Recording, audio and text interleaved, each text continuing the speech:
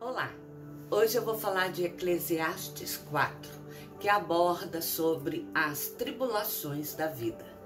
E o capítulo diz o seguinte: vi ainda todas as opressões que se fazem debaixo do sol.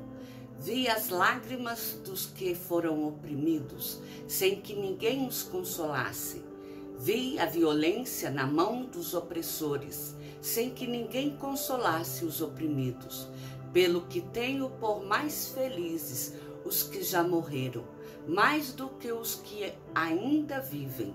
Porém, mais que uns e outros tenho por feliz aquele que ainda não nasceu e não viu as más obras que se fazem debaixo do sol. Eclesiastes 4 começa com Salomão fazendo uma profunda descrição das atribulações, do sofrimento e angústia que o homem enfrenta no mundo. E todas essas tribulações, todo esse sofrimento é fruto de ações de pessoas prepotentes, pessoas autoritárias, tirânicas, que impõem sobre as outras o peso na forma com que elas conduzem a nação ou conduzem a coletividade. E é percebido essa tribulação, esse sofrimento nas lágrimas das pessoas que caem sem que elas possam ser consoladas. As violências sofridas pelos homens, sem que houvesse alguém que estivesse ali disponível, pronto para socorrer aqueles que estavam sendo oprimidos. Salomão percebe que felizes foram aqueles que já haviam morrido e se libertado das angústias e dos apertos da vida, apertos estes que ele estava presenciando. Contudo, ele ainda numa reflexão um pouco mais íntima, ele começa a perceber que melhor ainda foi saber que muitos ainda não nasceram e nem viram as terríveis opressões que o povo estava fazendo com as pessoas naquela época. Opressões que eram cometidas de um semelhante com o outro, de uma pessoa com a sua próxima. Então, ele diz que essas obras eram obras más que eram feitas debaixo do sol e acima da terra. As pessoas tratavam as demais sem um mínimo respeito, um mínimo pudor ou sentimento de compaixão. Eles eram todos assolados e tratados de forma desigual. E continua: então vi que todo trabalho e toda destreza em obras provém da inveja do homem contra o seu próximo. Também isto é vaidade e correr atrás do vento. O tolo cruza os braços e come a própria carne, dizendo: melhor é um punhado de descanso do que ambas as mãos cheias de trabalho e correr atrás do vento. Nessa continuação do capítulo 4, Salomão ele vê em suas reflexões que toda a opressão e toda a tirania que era enfrentada por grande parte dos homens, ela era fruto da inveja que um homem tinha com os demais.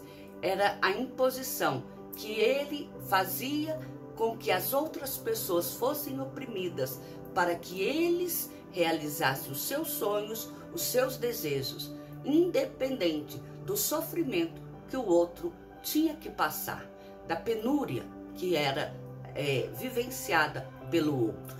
Ele estando bem, nada mais o importava. E é um tempo gasto correndo atrás do vento. Essa vaidade que as pessoas faziam de trabalhar, porque elas trabalhavam não para ter um proveito para si, mas para renderem proveitos para outra pessoa. E esse pensamento contínuo fez Salomão a refletir que o que explica que o homem tolo preguiçoso e ignorante, percebendo tudo isso, ele acaba não se movendo do seu lugar. Ele prefere ficar sem trabalhar e adquirir seu próprio sustento do que ser fustigado no trabalho, do que passar por opressões, e ir além daquilo que a sua capacidade tem. Ou seja, por ele não ter condição de cumprir as suas tarefas, ou realmente pela preguiça de ter que trabalhar. Ou seja, o homem prefere viver com a sua família de forma miserável do que enfrentar a opressão do trabalho. E continua dizendo: então considerei outra vaidade debaixo do sol, isto é, um homem sem ninguém, não tem filhos nem irmã, contudo, não cessa de trabalhar e seus olhos não se fartam de riqueza. E não diz: para quem trabalho eu, se nego a minha alma os bens da vida? Também isso é vaidade e enfadonho o trabalho.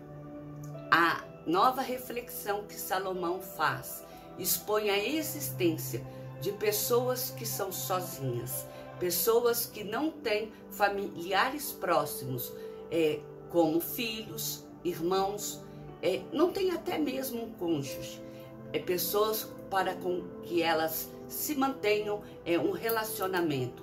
E estas pessoas, mesmo não tendo parentes tão chegados, elas se matam de trabalhar na busca pelo ajuntar e enriquecer. Elas nunca se fartam daquilo que elas adquiriram. No entanto, essas não aproveitam do prazer e dos benefícios que o dinheiro e a riqueza lhes trouxeram, na ânsia delas cada vez juntar e juntar mais riquezas e não se preocupar em desfrutar daquilo que tem. Eles fazem com que elas esqueçam de que a vida tem um fim e não terá alguém próximo para quem deixar aquilo que ela penosamente juntou. Então, logo, todo o seu trabalho não passa de uma vaidade, porque ele está juntando simplesmente para ser reconhecido como uma pessoa de muita posse, uma pessoa bem que tem bastante retorno na sua vida, dos trabalhos de suas mãos, de toda a sabedoria que adquiriu, mas lhe faltou a capacidade de entender que ela tinha que desfrutar daquilo que ela juntou, porque assim, aquele bem teria realmente na vida dela algum valor. E continua: melhor é serem dois do que um, porque tem melhor paga do seu trabalho, porque se caírem, um levanta o companheiro. Aí, porém, do que estiver só, pois caindo não haverá quem o levante. Também, se dois dormirem juntos, eles se aquentarão, mas um só, quem se aquentará? Se alguém quiser prevalecer contra um, os dois lhe resistirão. O cordão de 3 dobras não se rebenta com facilidade. Daí Salomão, ele faz uma nova reflexão, dizendo que melhor do que estar sozinho e fazer muito trabalho e juntar muita riqueza é ser alguém que tem uma companhia, seja um cônjuge, seja um filho, seja um irmão, porque este lhes trará prazer e valerá muito mais no momento da angústia e na velhice, no momento em que as riquezas da vida mostrarão que ele apenas é um homem solitário, porque as riquezas não virão lhe cobrir no momento do frio, no momento da solidão, eles não lhe farão companhia. Será uma vida em que não tem apoio. E já a pessoa que não tem tanta riqueza, não tem tanto trabalho, mas tem um companheiro, tem um filho, tem um irmão, este pelo menos terá em quem se apoiar e a vida lhe será menos sofrível. E continua: melhor é o jovem pobre e sábio do que o rei velho e insensato, que já não se deixa de molestar, ainda que aquele saia do cárcere para reinar, ou nasça pobre no reino deste. Vi todos os viventes que andam debaixo do sol, com o jovem sucessor que ficará em lugar do rei. Era sem conta todo o povo que ele dominava, tampouco os que virão depois se hão de regozijar nele. Na verdade, que também isso é vaidade, é correr atrás do vento. Por fim, Salomão chega a refletir que, porque o jovem sábio que procura ter conhecimento sobre as coisas da vida, mesmo que esse seja pobre, para ele ainda há uma oportunidade de gozar da alegria de viver dia após dia, mesmo que a sua vida seja cercada de dificuldade. Já o velho, ainda que seja um rei, que seus dias ele breve findarão, e tudo aquilo que ele juntou, ele ficará para outra pessoa.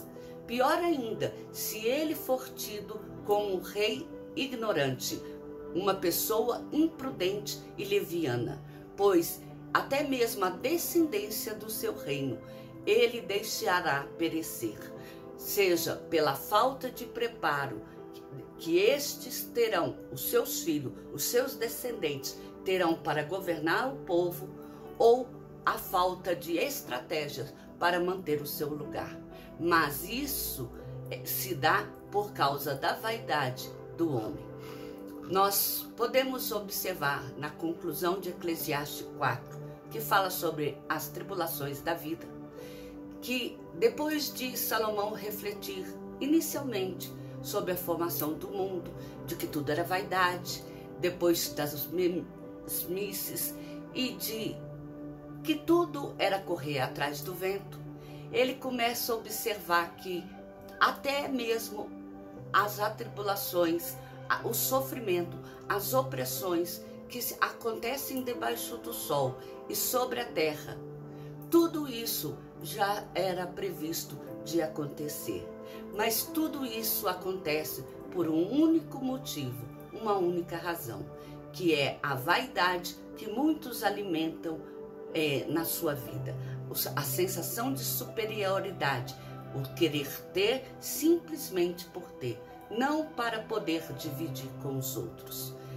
E ele mostrou também de que o trabalho ele é bom quando o trabalho é feito na medida, porque o trabalho que ele é feito sem levar em conta as necessidades da outra pessoa, ela também ele deixa de ser um trabalho merecedor de contemplação e de alegria, porque esse trabalho ele é um trabalho que é feito de forma vaidosa, procurando dar apenas sustento ao dono do trabalho e não ao trabalhador que está produzindo, aquele que está ali lutando, se fadigando para angariar os bens para outra pessoa.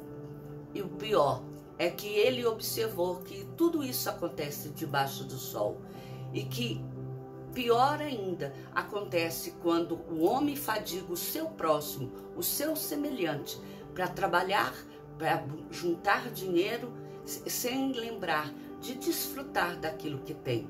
Ele trabalha simplesmente para acumular. É o suvina, aquela pessoa que quer e guarda e não deixa ninguém tocar a mão. Inclusive, nem ele mesmo aproveita do bem que tem. E no final da vida, tudo aquilo que ele juntou de nada valerá, porque há uma frase bem correta de se dizer aqui neste momento: caixão não tem gaveta, não tem como a pessoa levar os bens que ela juntou, os títulos, as terras, as propriedades que ela conquistou neste mundo.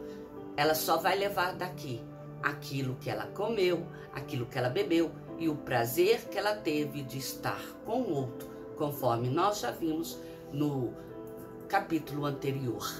Mas pior ainda é saber que tem pessoas que passam por todo esse sofrimento e ela é apenas uma. Ela não tem pelo menos ninguém com quem dividir aquilo que passa no seu coração, seja um sentimento de alegria ou uma tristeza, porque quando vem a necessidade, ela tem que se bastar a si mesma. E às vezes a companhia era o que ela mais precisava do que o dinheiro. É aquele que iria consolar no seu momento de velhice. E pior, quando esse que fica é ainda um rei, é alguém que tem que tomar conta de uma comunidade, de uma nação. Se ele não tiver preparo para aquela posição que ele ocupa, não adianta ele ter muito dinheiro, porque aquilo vai esvair das suas mãos sem ele conquistar um legado que seja bom para todos aqueles que ele governa. Já se a pessoa for mais pobre, uma pessoa mais simples, mas ela tiver sabedoria, um conhecimento centrado em Deus, por menor que seja a herança que ela deixar, ela abençoará aqueles que ficarão para trás. Eu espero que essa mensagem fale ao nosso coração, que nós não venhamos ser governados pela vaidade, a ponto de deixarmos com que ela se torne tribulações na nossa vida, ou que faça com que nós aflijamos a vida do outro. Que o Senhor te abençoe e te guarde. Amém?